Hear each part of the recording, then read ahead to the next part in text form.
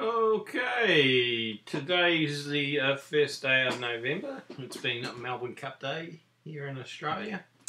The Reserve Bank has dropped the official rate down 25 basis points, so now it's 4.5%.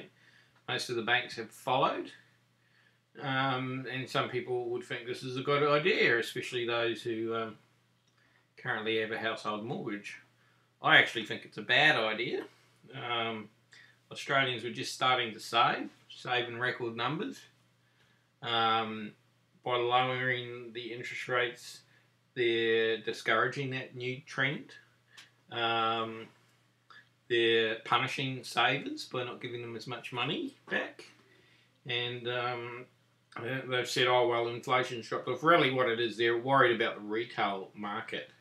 So they're worried Australians aren't going to spend enough over Christmas. So let's give them a little boost, so that we don't lose all the jobs in retail where it's hurting in the economy, because we have a two-paced economy. But I think long-term it's a mistake. It'll stop the air going out of our housing bubble, which has been happening. All the housing prices around Australia have declined by 2.5%, which is tiny compared to the world scale. I mean, that's nothing. Really, they needed to go down a lot more. To be honest, I believe they need to drop 20%. And then maybe we can say, oh, we're not at risk of being a bubble. But they've dropped it because they want to keep the bubble going. They want people to spend over Christmas. And they would prefer people in debt than to have them saving, which is just disgusting. Australians should be savers. We're in a world economy where much of the world is not doing well, and we could take advantage of it by saving and investing, buying up other countries' distressed assets and make a killing.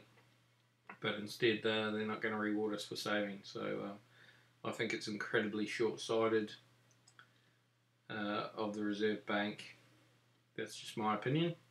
Silver's still on a roller coaster. People got excited because it went up to $35 after sitting around $30 for a while. It's on its way back down. It's a bit of a roller coaster. I noticed there's some people like James Turk and that saying it's going to go up to 75 within a week. I doubt it. But of course, you're welcome to have your own opinion on it. Put your comments in the comments below. Tell me what you think of interest rates wherever you are in the world. What do you think of Japan's race to devalue their currency? I mean, it just gets ridiculous. Get every country trying to devalue its currency, and it just becomes a bit insane.